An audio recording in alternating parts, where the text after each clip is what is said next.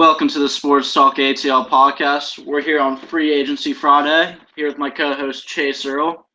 Chase, free agency got off to a big boom last night. Timothy Mozgov, a 4-year, $60 million contract. Yeah, I mean, I like to call free agency the Christmas of summer. Mozgov got that huge deal, which is just to me absolutely ridiculous. I mean, he barely played once David Blatt got fired out of Cleveland. Even when he did play, he didn't seem like anything but more than a body out there on the floor. So I don't know what the Lakers are planning, but that definitely set the tone for what should be a wild free agency. One of the most overvalued players I've seen in recent memory. Cavs give up 2 first-round picks for the guy, and now he gets $60 million, and he's basically just a tall goon with no game. It blows my mind. Yeah, I mean he's not even a terrific rebounder, even though he's 7 feet tall. He's average at best. I don't know. It just shows you the kind of money these players are going to be getting this free agency. But it's actually been pretty quiet today. I mean, most of the big names staying with their teams. Yeah, it's been a pretty boring NBA free agency so far. I mean, we're only 14 hours in here, but it's mostly been guys re-upping with their teams and taking advantage of that salary cap spike and getting paid. Only a handful of guys really switching up teams, but nobody of real importance. You got, Al Jefferson going to Indiana, and they look like they can be a nice little threat in the East. But That's a move. That's a move that I really liked. I thought that was a terrific move by Larry Bird and company up in Indiana. He's going to be coming off the bench for him, and that's something I would have loved to see the Hawks do. A guy getting an older veteran player who will accept the bench role in order to help a team take the next step. And I think Jefferson off the bench, you get rid of Tiago Splitter and just like a salary dump kind of trade, and basically you're paying the same kind of money for Splitter and Jefferson, and that's what he's getting $10 million a year in Indiana.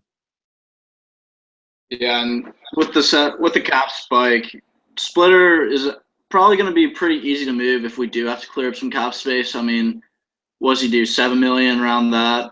Yeah, That shouldn't be too much of an issue to move in this market. I mean, that's practically nothing right now compared to what Timothy Mozgov just got, and he's got talent. He's a big man, so he yeah. could be a hot commodity if we do have to clear up some cap I mean, space. I certainly would probably rather have a Tiago Splitter on my team than Timothy Mozgov. Definitely.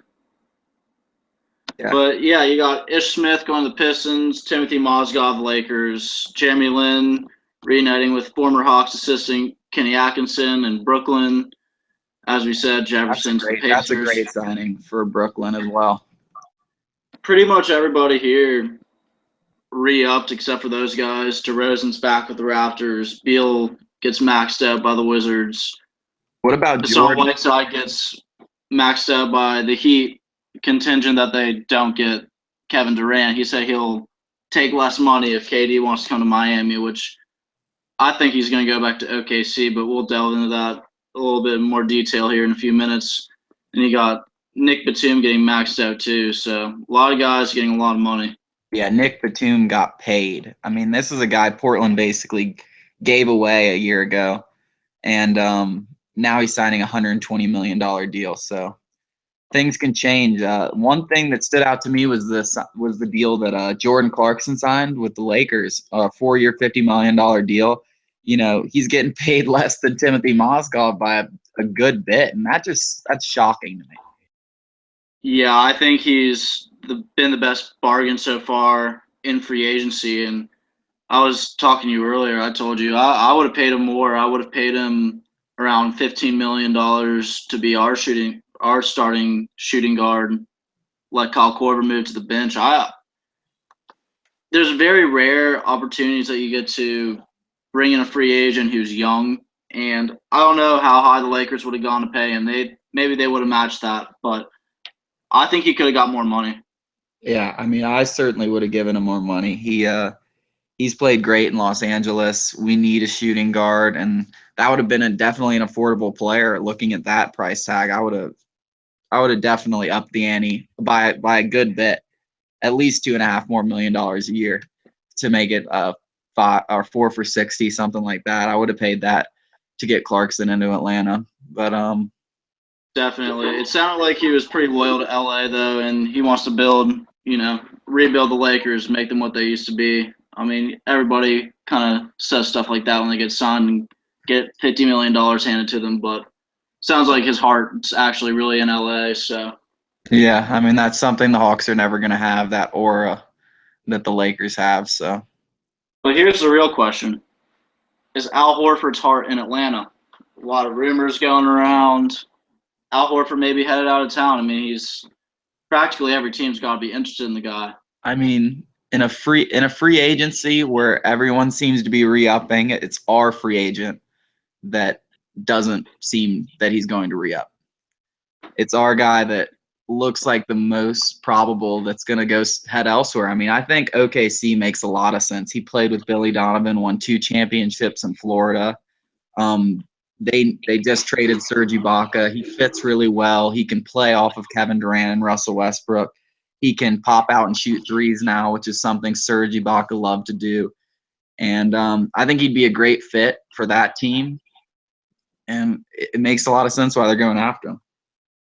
Yeah, definitely. I see the fit too. I see why he would be interested. Obviously, you said Billy Donovan. You got to realize that this is a guy, he could have gone to the NBA earlier and gotten drafted just as high as he did when the Hawks took him, but he decided to go back a year. He remained loyal to Billy Donovan, and I think that does play a huge factor in his free agency. This is the first time he's been on the open market with him being an NBA head coach, and he just happens to have one of the best superstars in the league, and it looks like he's about to get his other superstar back. And if you add Al Horford to that team, that's a championship equation. I mean, there's no doubting that. I mean, I've pretty much come to terms that Kevin Durant is heading back to OKC.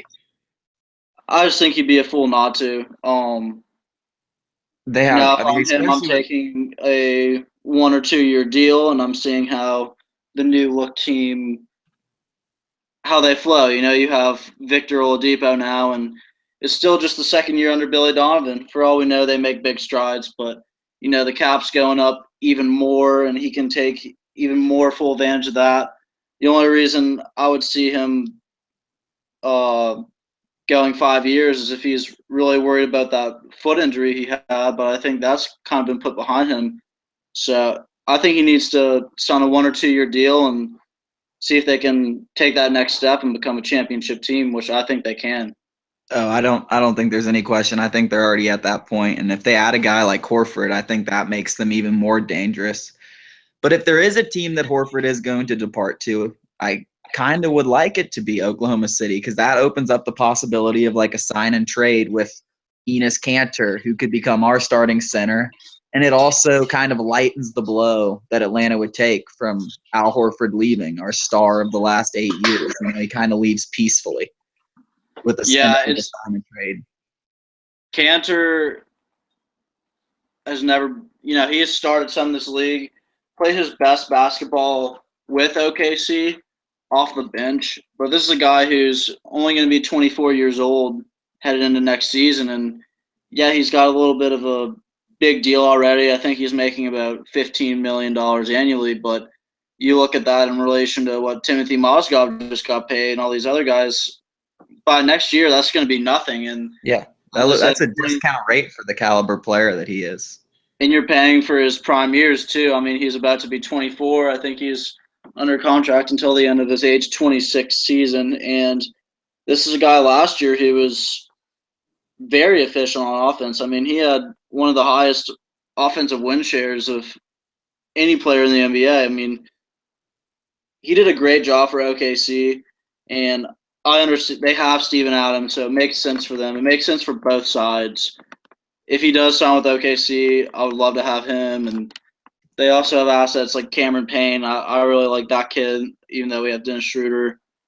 I don't know how likely this is, but if they have to convince Horford by giving him that 5th year to sign him, that's going to be the reality. And they have to dump Kanter anyways if they want to sign him. They may as well just give him to us. Yeah, I mean, it makes sense.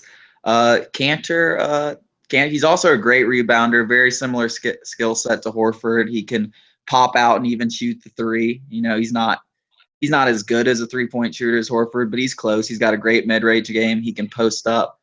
And I think he brings a lot to the Hawks, and he gets this. He makes us younger too. I mean, this is a Hawks team that last year was one of the oldest teams in the league, and now with Jeff Teague gone, Al Horford maybe possibly on the way out, the Hawks are going to get a lot younger with guys like Dennis Schroeder, Taurean Prince, DeAndre Brimley, and maybe even Enes Kanter playing minutes if this case scenario were to play out that way. Could be Enes Kanter and Dennis Schroeder running the pick and roll for years to come here. And as you say, you know, Kanter's never really stroked the three ball, but it's one of those things where you throw him in Coach Bud's system and let him play around. I mean, he's shown that he can shoot it, and Al Horford wasn't shooting threes until this year too. So before you just go ahead and say, oh, maybe he's not a fit. I mean, he's a great fit for this offense, in my opinion. And you look at his per 36 numbers, what he did last year for OKC, you're looking at 22 and 14 every night. I mean, you know, he's playing against second units too, which certainly helps his case. But you look at the per 36 minutes for him and Dennis Schroeder, and you plug them in as starters. I mean, you've got two good starters, and they're young.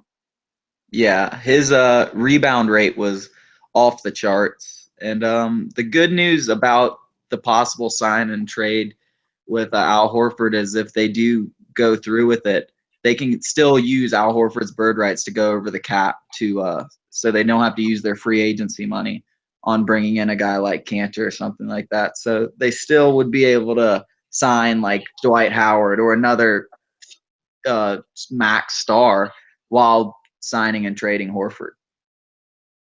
Yeah, I'm definitely open to Kanter, and we saw it last year when which free agent are we going to sign? Which free agent are we going to sign? We ended up trading for Tiago Splitter, which kind of served as a signing. That's what we could end up seeing here. Hawks fans, they may have to come to terms with losing Al Horford, but I don't think that's a devastating thing, honestly. I think that you give him a 5-year max, you're regretting it in a few years, even with the cap split. Yeah. The guy can't rebound. He's a great player in his own right, but he's a power forward. We have Paul Millsap under contract, and I like him more overall as a player. So it's tough, but I'm open to Kanter. And another big man who appears to be the Hawks' backup plan is Dwight Howard, and he's meeting with the Hawks in Atlanta today. So that's another guy you have to have on your radar. One of the most notorious players in the league, but I still think you put Dwight Howard in this offense, give him a second chance, and give him his touches. He's going to be a great player. Yeah, he makes a lot of sense for Atlanta. They were one of the worst rebounding teams in the league on both offense and defense. Dwight Howard was in the top 5 in reboundings, even in a quote-unquote down year for him. He didn't score as much, only about 14 points a game this year. But the big thing is in Houston this year, he was getting – I think they ran post plays on something like 18%. 18% for Howard, which was like the lowest of his career. And he just wasn't getting the touches that he needed to be effective. I mean, that's a James Harden dribble the ball and make offense for yourself kind of offense. It's ISO, a lot of pick and roll, a lot of dribbling, and Howard wasn't really involved, and the Rockets gave up on him. I think he comes to Atlanta.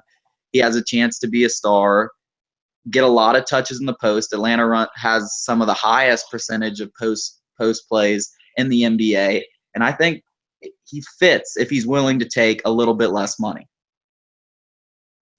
Well, with the current state of the free agent market, I don't mind giving him max money, but I'd rather it be for 2 or 3 years as opposed to 4. You know, I'm more worried about the length of that deal than I am the money. I'd love to give him a deal like we gave Paul Millsap last year. Howard, as you said, you know, this is a guy who he needs his touches, and he needs to have plays run for him. You know, he's not going to create his own offense. He's going to stay down low in the post. Back in Orlando, you know, when he was an all-star 8 consecutive years, they ran plays for him. They ran that offense around him, and you bring it to Atlanta, he is, whether you believe he's a star, superstar, whatever, he is going to be our star. He's going to be our most powerful force. And if you're feeding him the ball down low, you got a guy like Kyle Korver keeping defenders honest on the wing. You combine that, it's going to be so easy for these guys to score. That's what you got to realize. Yeah, I think offensively, that's the biggest question mark. Can he get his become the type of offensive player he was in Orlando or anywhere near as close as that? And I think he can get a lot better. I don't think he'll ever get back to his Orlando days. But I think more importantly, defensively, Atlanta was one of the best teams in the league last year. Adding Dwight Howard, a true rim protector, makes them, I think, without a doubt, the best defensive team in the league. And he helps a ton rebounding the basketball. It turns rebounding into more of an offensive threat than a huge weakness that we've had in the last few years. One of the big things Cleveland said that we lacked in the playoffs was a true rim protector. We crashed a lot on the boards. We were able to make it hard for them to score in the paint, but it left a lot of shooters open. And bringing in a guy like Howard who can lock down the paint without the rest of our team closing in and leaving open shooters would help tremendously against teams like Cleveland and guys that can really shoot the rock. Definitely. You have Paul Millsap and Dwight Howard. You have arguably the best defensive front court in the league and one of the best offensive. Nobody's going to infiltrate us in the paint like Tristan Thompson did in the playoffs the last couple of years. Now, yeah, as you said, we're not going to get 21 and 15 out of Dwight Howard like, he was in Orlando in his prime, but you can get what we got out of him when he first got to Houston, just 18 and 12 every night. And he's our best player right there, 18 and 12. Definitely. And besides that, I mean, what about the possibility, because it is definitely as a possibility, that the Hawks sign Howard and re-sign Horford long-term, and they have this like three-headed monster front court between Millsap, Horford, and Howard? They could make it work. I don't know how likely it is, just because I don't think any one of those guys wants to come off the bench. Now, maybe Millsap starts a small forward and only plays a handful of minutes there, and they rotate the big men, and that's fine. But I certainly wouldn't be opposed to it. Being a team like Atlanta, you have to take all the talent you can get on the free agent market, because we're not exactly a prime destination. But obviously, in an ideal world, I'd like to get one of those guys of the two. I actually prefer Howard over Horford. I believe in a true rim protector. I think Al Horford is probably a better overall player, but at the power forward position. And to me, we need a shooting guard who can light it up, who can really shoot, can bail us out. We need that guy. So if Howard signs with the Hawks and the Hawks re-sign Horford, you think the Hawks trade Paul Millsap? I mean, I would hate for Paul to be the odd man out, because I think last year he was the best player of all three of them, and I think he's a top 5 defensive NBA player. I love Paul Millsap. But I think if you've just given Al Horford and Dwight Howard money, you're not exactly worried about your front court. You're set there. If you can get a good shooting guard for him, that's the best way to maximize the talent you're going to get. If you move Paul Millsap, you're going to have people listening on the other line, and you're going to come away with a good player who can help the Hawks long term, I feel. I mean, Millsap is going to have, if he is dangled on the trade market, is going to have so many suitors. I mean, just like Al Horford, pretty much every team would love to get their hands on Paul Millsap. But I think I forgot what I was going to say. It was good too. Oh, all right. Sorry. Dude, Jared Bayless just got $9 million a year, by the way. Okay. Take a look at what the Orlando Magic traded away for a guy like Serge Ibaka. They traded away a ton. Victor Oladipo, a top 11 pick, and Domantas Sabonis, and Ilyasova for Serge Ibaka, who is not even in the same comparison. I don't even think in the same league as the type of player Paul Millsap. And Ibaka is another player entering the last year of his deal. I mean, if the Hawks were to go out there and get a similar kind of deal done for Paul Millsap, bring in Dwight Howard, re-sign Al Horford, I mean, they get significantly a significantly better roster than they did last year.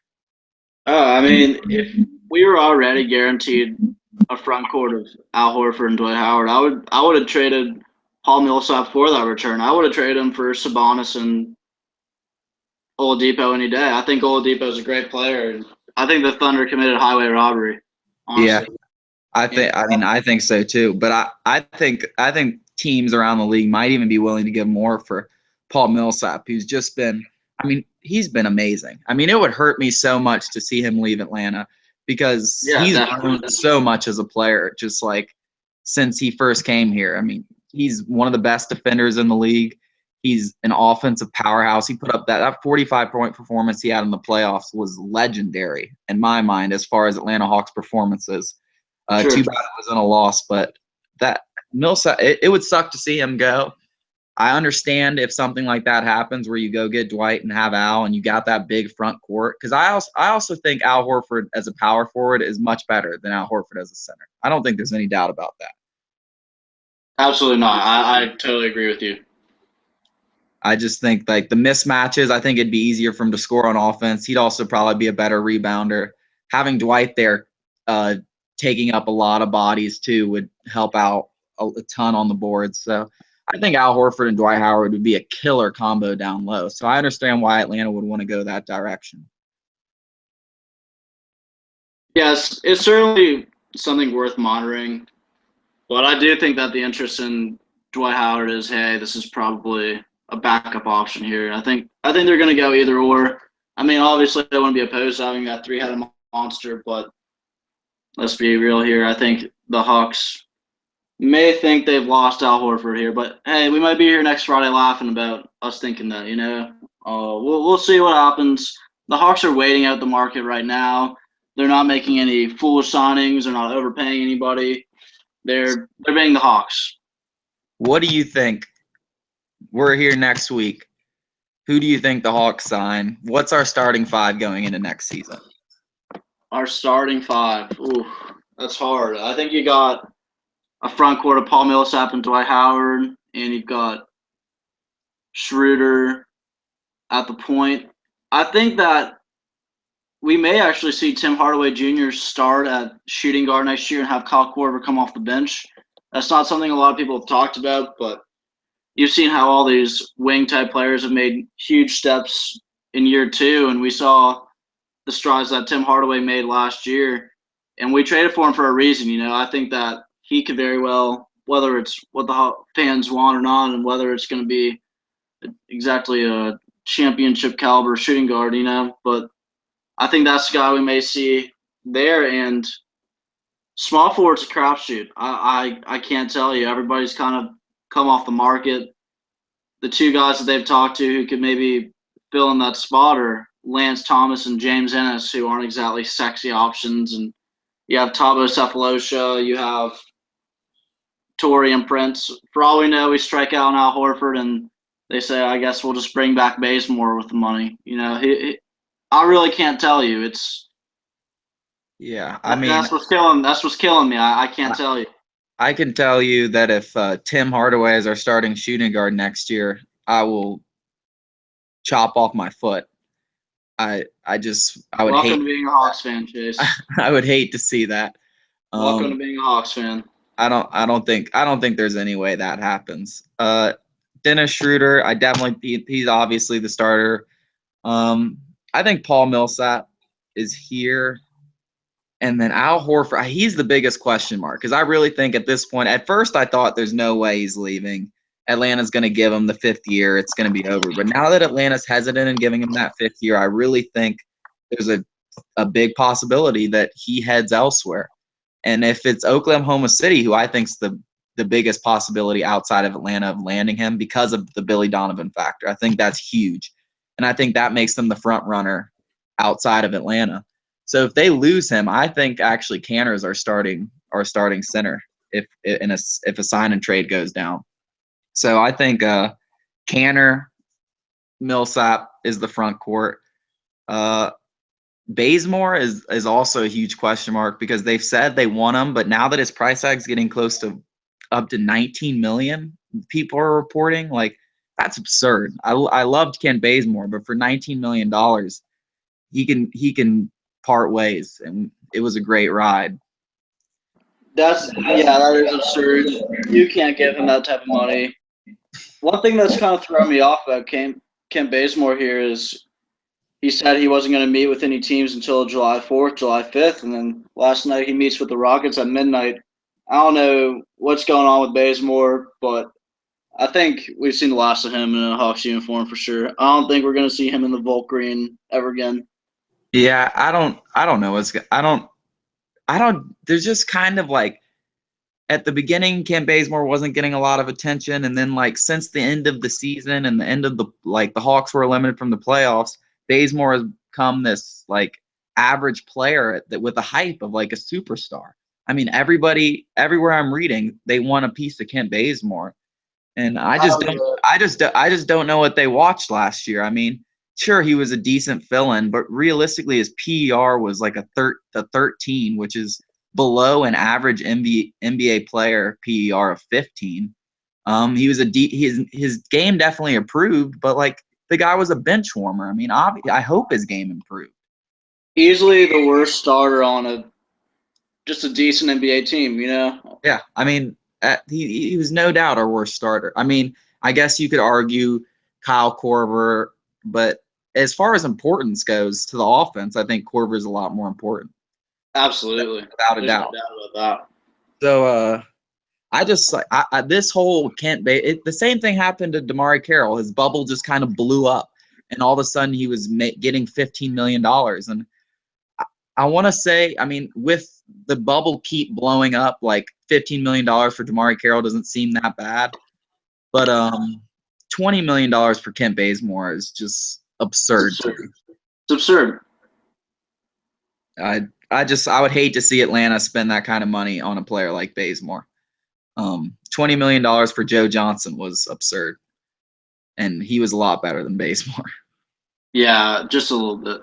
Well, two other guys that the Hawks have expressed interest in reportedly. Our boy Chris Humphries, which makes me happy. I would love to have him back. Yes. A million times yes. I loved Chris Humphries. I know people laughed when we signed him, but he was one of the most impactful players in that series against Cleveland when he came in. He was every time he was on the floor, he was making plays, whether it was rebounds, blocks, hustle plays, scoring. He did it all. I mean, he was fun to watch, and it seemed like he loved playing basketball here in Atlanta. Definitely. He was definitely besides Dennis Schroeder and Paul Millsap, probably my favorite player to watch on the team. He was always out there with a smile on his face, doing good things. Even if he wasn't scoring, he was on the boards. He always offered you something when he came off that bench. Yeah, I mean he can do everything. He's a utilitarian tweener, and I hope he's back in Atlanta next year. I think he's just a great bench player. He's a great guy to have off the bench. He can contribute against any team and any time, no matter the situation. And I really hope he's back with Atlanta next year. Well, the league's taking notice. Apparently, 8 to 10 teams have shown interest in him. So, yeah, I Hawks mean, may have to get into a little bidding war for him. yeah, We'll see, but I'd love to have him back. yeah. I mean, who knows what he could get? I mean, yeah, I mean, some team could probably offer him $10 million a year. I mean, it would be a little bit of surprise, but it wouldn't shock me. Well, I do have some bad news for our Hawks fans. They're not going to like this one. Another guy that they've had interest in, Matthew Dellavedova, Ugh. who may be my least favorite athlete of this century. I despise him with a passion. I do not want him. Wes Wilcox, Coach Budenholzer, if you're listening to this, I hated you for Paralontic, and I don't know if I'll ever be able to forgive you if you bring in Matthew Dellavedova too. Just please don't do it. Spare us. I hate him. I hate that little Australian rat wearing his Hawaiian shirts and drinking cheap beer after winning an NBA championship. I hate you, Delly. Riding roller coasters. After you took out the beautiful Kyle Korver the way you did, I hate you. Man. That was such a nasty series by him a couple years ago against Atlanta. I mean, I don't care. I'm sure he didn't want to take out Kyle Korver for 3 months, but the way the plays went down, like you're clearly trying to inflict some sort of pain, and like anytime you're trying to do that in a game, it's pathetic and it's cheap, and I hated it. I don't want a player like that on my team, and I also don't like his game. I mean, I watched him against Golden State, and it was atrocious. The minutes he played against Golden State, he couldn't contribute anything. He looked nervous. He didn't look like he belonged on an NBA floor. I don't like him as a player. I definitely don't like the way he plays, and I would hate to see him in a Hawks uniform. I'm saying no to Matthew Dellavedova, D-leaguer. Yeah, that's an easy no, easy pass for me. I really, unlike the exact opposite of Chris Humphries. Give me Chris Humphries a million times. Don't give me it. That's a guy who plays hard the right way. That's someone who plays hard and plays the game the right way. People all the time say Matthew Dellavedova, no, he's just playing hard. No, take a look at Chris Humphries. Chris Humphries plays hard, plays it the right way. Take a look at Matthew Dellavedova. He plays he plays dirty. Like there's no if and buts about it. Everything he does is either across the line or pushing the line. It's cheap. It's the only way he can stay in the NBA. It's the only way that his name stays in the news. And I just hope that interest fades quickly. Well, one last note here on the Hawks before we move on to some Braves talk here. Team did exercise their option on Mike Muscala, so Moose will return to the Hawks next season. Good to have you back, Jaws. Yeah, well, let's talk. Go ahead. Not a surprise there. Just it doesn't matter. Just go ahead. All right, cool. Let's hop into some Braves talk here. Yesterday, Braves sold high on Bud Norris and traded him to the Los Angeles Dodgers in a move that really made sense for both teams.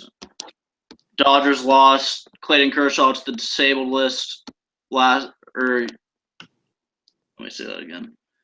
Dodgers lost Clayton Kershaw to the disabled list yesterday, so they go ahead and pick up a guy who's pitching real hot right now and has some veteran experience, can start, and if they make the playoffs and he isn't in their top 3-4 guys in their rotation who they want to throw out there, he's been good in our bullpen too. So a good ad for the Dodgers, who are a team that's trying to compete right now, but also a good little haul for the Braves too. They pick up two guys who project to be good major league relievers for 5-6 years. One of these guys, let me pull up this. Philip Pfeiffer and Caleb Dirks. Yeah. Caleb Dirks is a guy who the Braves traded to the Dodgers last year for an international free agent pool slot. And it was kind of a bummer to see him go. He has unbelievable minor league numbers, career 1.43 ERA, and great strikeout numbers. He's a guy who can definitely pitch 7th and 8th innings in the future. And Phil Pfeiffer was the Dodgers' third-round pick just 1 year ago, even though he's just a bullpen guy too. I mean, Dodgers clearly thought enough of him to draft him that high. So yeah, I mean, this was the plan with Norris from the beginning. I mean, basically bring him in, hope he can give some good starts, and if he has any trade value going to the deadline, throw him away for some prospects. Hope you can get something for him, like we did with Kelly Johnson, like we did with Juan Uribe. And this is another one of those type of deals where we just pick up some pieces, some prospects, some guys who can develop and contribute later on down the line when we're competing. I mean, Bud Norris, 1-year deal, wasn't going to be in the Braves or probably anybody's long-term solutions. I mean, he's nothing special. The Dodgers basically picked him up just because they need to bridge the gap between, I think they have six pitchers or something like that on the DL starting something insane. Yeah, they have Clayton Kershaw, Alex Wood, Brett Anderson, Brandon McCarthy, and Hyun-Jin Ryu on the disabled list. The rotation now will be Norris, Scott Kazmir, Kenta Maeda, Julio Urias, who's 19 years old and they had to call up. They were so thin at starter, and Brock Stewart. So definitely understand why the Dodgers made this trade, and the Braves did a good job of selling high. As you said, that's why you bring in a guy like Bud Norris. You see if he can provide any value, and you move him for some young guys. If he does, I mean, you can't go out on the open market and just sign 20-year-old kids who are going to be relievers for cheap. You have to trade for those guys. So it's a good move. It opens up another rotation spot for the young arms the Braves have. And another guy who was thrown in this trade was Dion Toscano, who is that Cuban they signed a couple of years ago and has mysteriously just kind of been missing. Took him forever to get cleared to come into America and has never been productive in the minors ever since he did. So you get rid of his 4-year, $6 million contract, which doesn't sound like a lot, but it's still a major league deal, and you're paying a guy something to do nothing practically. So you clear up a little bit over $1 million heading into tomorrow's international signing period, which we're about to discuss here. That $1 million can go a long way. Yeah. Toscano is only hitting 226 in AA. I mean, it's just not going to cut it. They expected him to be a lot better than that. And I mean, it's not a huge deal I don't know what I'm saying right now. It's fine. I'll chop that up. I'll get something out of it. All right. Yeah, let's move on. Where do you want to go? I'm about to talk July 2nd international signing period. Well, tomorrow is a big day for the Atlanta Braves. Just a couple weeks after they stocked up on talent in the draft. The July 2nd international signing period begins tomorrow, and the Braves are expected to make a huge splash. This could be the most important part, or let me rephrase that. This could be the most memorable day of the whole entire Braves rebuild, the day that the Braves and Kevin Maitan, who is a Venezuelan shortstop who's been compared to Miguel Cabrera and Chipper Jones, they're saying he's the best international free agent signing since Miguel Sano. And that's a big deal. They've stocked up on all the arms, and they do have some good offensive prospects, but this is a guy who will easily be number one on the Braves prospect list when they bring him in, even over Dansby Swanson. He's a once-in-a-generation talent. The Nationals have aggressively been trying to pluck him from the Braves, but he's been posting pictures of him in Braves gear on social media for months. It looks like it's all but a done deal. They've had a handshake agreement forever, so I'm ready to see it in writing so I can rest easy a little bit, but it looks like Kevin Maitan will be a Brave. We can stop sweating once he finally makes it official. I mean, yeah, the Braves have built all their future based on pitching, and getting a bat like this could really solidify, this team is really going to be competitive going forward. I don't think there's any doubt about it. These pitchers are going to pop, but if we can start to get some bats in here, if we can get a guy like Maitan or to come in here and start dropping 30 home runs, I mean, fuck, dude, I'm so high. Jesus, dude. I just forgot what I'm talking about. You're a fool. Fuck.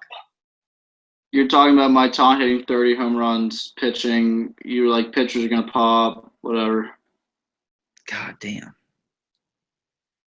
Oh, fuck, I don't know. Adding Maitan just adds a lot of pop to the future lineup of this team. Third base is a huge hole. So that's really a place where we don't have a lot of prospects excelling right now. So he could come in and fill that. We just need more bats, and it's going to be big if we can get that deal done tomorrow. Yeah, for sure. A lot of people do think that Maitan will make the move to hot corner, and it definitely makes sense. I mean, he's very far off, but it looks like Dansby Swanson should have that position unlocked for a while. While a lot of people have criticized Coppy and John Hart on the rebuild because they've been so insistent on acquiring arms, and a lot of people feel that they haven't went out and gotten enough bats, but it's actually been the international free agent period where they've been successful finding bats. Last year we signed Christian Pach and Darian Cruz. Pach, the rookie season just started for these guys, but Pach is 10 for 25. He's hitting 400 already. Darian Cruz, who's a shortstop prospect, he's 10 for 24, hitting 417 already. So it looks like the scouting department's done a good job finding these guys. I mean, Both of them are tearing it up early in rookie ball. So that has me excited going into this international period. You've got Maitan, but you also got – but the team also has a handful of guys already in line to sign. They've got Yency Pena, who looks like he could be a starting third baseman in this league. Abraham Gutierrez, who Keith Law considers to be the best defensive player in the whole class. He's a catcher, so he's going to probably be a guy who is not going to be your everyday catcher. He could be Yadier Molina for all we know. He's supposed to be that good defensively, but the bat's just not there. But he could be a great Henry Blanco or Eddie Perez for years to come. You got Junior Severino, who a lot of scouts are impressed by his bat. He could be an impact bat in the future. And Livan Soto. And then we also have one pitcher that we're signing. His name is Juan Contreras. And Keith Law went on a limb and said that he probably has the best stuff of any pitcher or any July 2nd prospect. So Christmas in July for the Braves here. Hopefully the Hawks as well, but most definitely the Braves. They're stocking up, and I think this, if it wasn't solidified already, this 100% makes them the best farm system in baseball. Oh yeah, I think they've been the best farm system in baseball after a lot of the moves Coffey's made. It's the youth movement, baby. I think we're coming down the stretch, the second half of this season. We're letting go of guys like Bud Norris, and we're trading away everyone with age, and we're going to be seeing a lot of these young prospects. And I think this is going to be the best time of the year. Best time of the year watching these young players play, and hopefully they can develop into good players and get some confidence heading into next year. Well, you look at the pitching staff, and that's where you'll really see the youth movement here, especially in the bullpen. You've got guys like Dario Alvarez, Mauricio Cabrera just got called up this past week, and the dude throws 103 miles per hour. Tyrell Jenkins got the call. So you're seeing the team go younger. You've got guys like Fultonevich who are starting to shine in the rotation. You got Casey Kelly going back and forth with Gwinnett, but he still looks like he's an effective innings eater guy. Ian Kroll's been great out of the bullpen, been a nice surprise in that Cameron Maven deal. And then obviously you've got your two biggest trade chips in Tehran and Vizcaino, who I want to hold on to. They've been unbelievable. Matt Whistler's been good. Chris Withrow has been good also. And then you also – go ahead. Do you think the Braves give a chance for Tyrell Jenkins to start with the departure of Bud Norris?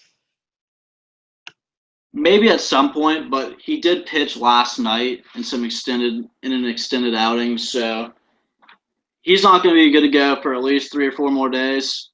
I'm not comfortable with Joel De La Cruz going, but I think Casey Kelly will probably be the guy to fill in that spot in the rotation in the meantime. But I think Tyrell is probably the next man up. I still think that Tyrell can be a starter, and he may end up starting, but I agree with the Braves in the sense that I think he's best suited for the bullpen long term. So if they're committed to that, then I don't have a problem with them keeping him in the bullpen. Well, this is kind of like, I'm just asking. Ozzie and Dansby made their debut in Mississippi last night. Yeah, I'm going to get into that. I still have a few more things I wanted to add on to what we were just talking about. Okay, they threw a no-hitter too. That's crazy. Yeah, we're about to get into that shit. Right. And then you've also got Manny Banuelos recovering from injury down in AAA. He could be back up soon. Aaron Blair is a promising arm. We sent him back down, and I kind of hope that he stays in AAA for the rest of the year and figures himself out, because at this point, I don't think it's necessarily his stuff. I think he's proven that he's had good stuff throughout his time in the minor leagues, but I think maybe he wasn't ready for the major leagues. I think it's a mental game for him at this point. So I think he just needs to refine himself and rebuild that confidence, and maybe sending him back down to the minor leagues will humble him a little bit.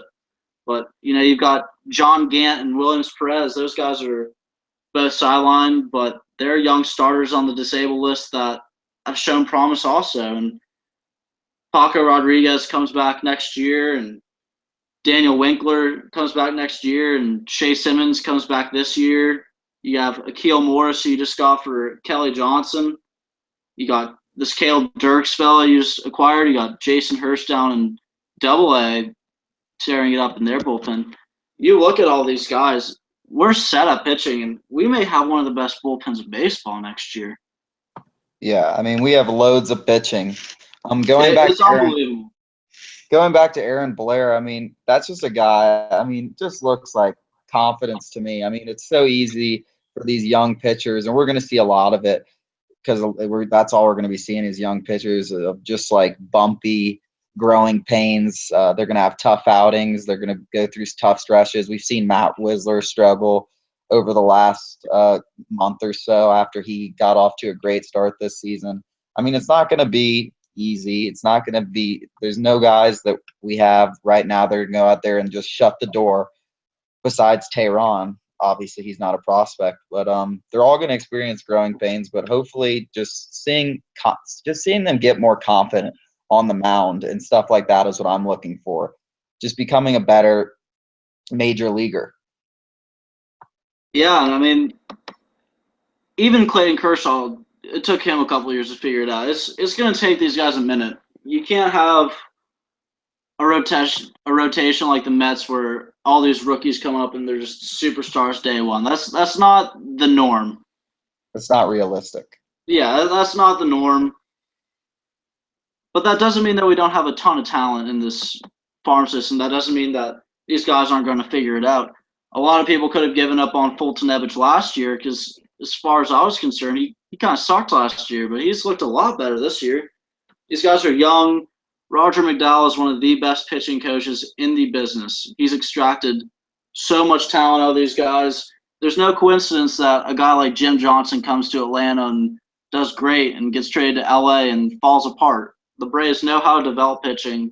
They're sticking to it, and it's working. I mean, obviously, our record right now is not indicative of that, but this isn't a team that's trying to compete right now. And I honestly think if you had a league average lineup out there, we're actually a pretty decent team. Yeah, I mean, pitching certainly hasn't been the problem. We just can't score. I mean, it's that simple. Our lineup is pathetic. There's not really any other way to describe it.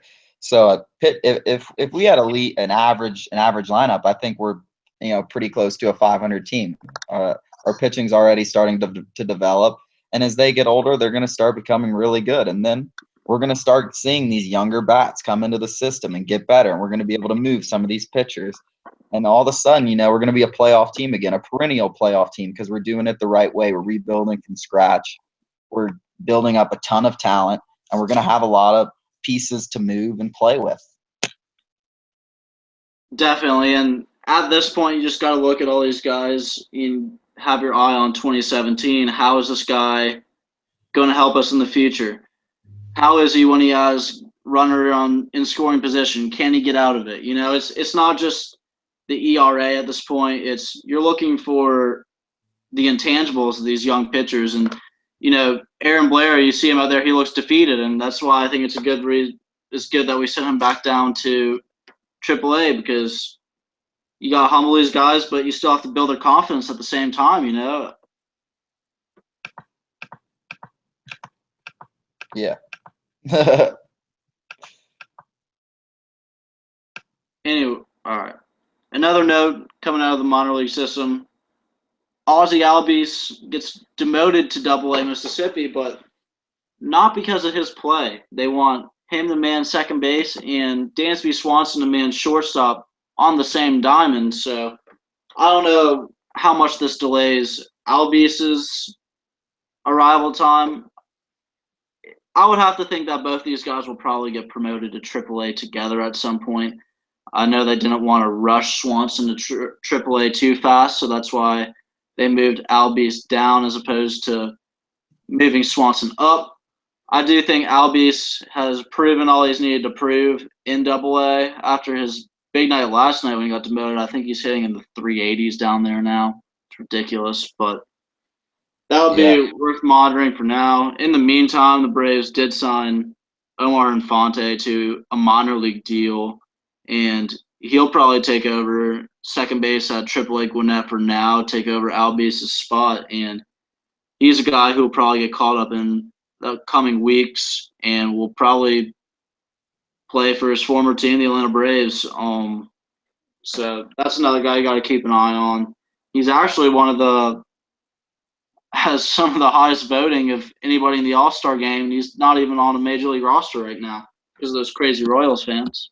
Yeah, the Royals fans are indeed crazy. They're going to get their whole starting lineup as the starters of the All-Star game at the rate they vote. Fuck, dude, I don't even really know what else to say about Infante. Like, he's kind of a pussy. Yeah, I mean, that's all I really have. We should just wrap it up. All right, what do you want to say? Like, Oh should no, I you want wrap it to up? do the outro today? What do I say? What should I say? Just say, well, that about wraps it up. This time next week, we'll know where all the NBA players are headed. Some shit like that, you know. All right. Well, that about wraps us up for our fourth episode of this podcast. This time next week, we'll know the direction where the Hawks are going. Are they going to be competing for a title next year, or are they going to be looking for down the future and blow it up? So join us next week to talk about it. We love Atlanta. Fuck yeah. Jesus Christ. Thanks for listening, y'all. Have a great week. We'll be back at you next Friday. All right. Let's see how long that was. That was long as fuck. Huh? It was at least 45 minutes. Dude, me and Mike's was 2 hours. Did you see that? No. I mean, like, for some reason on SoundCloud, it cuts off like for like 40 minutes. Like, it'll end and then there will still be like 40 minutes. Weird. All right, I'm going to stop this and get this done. So I'll have it up pretty soon, I guess. All right, word. Go fucking Hawks. Hopefully we do something. Yeah, we'll see. I'll text you, sexy.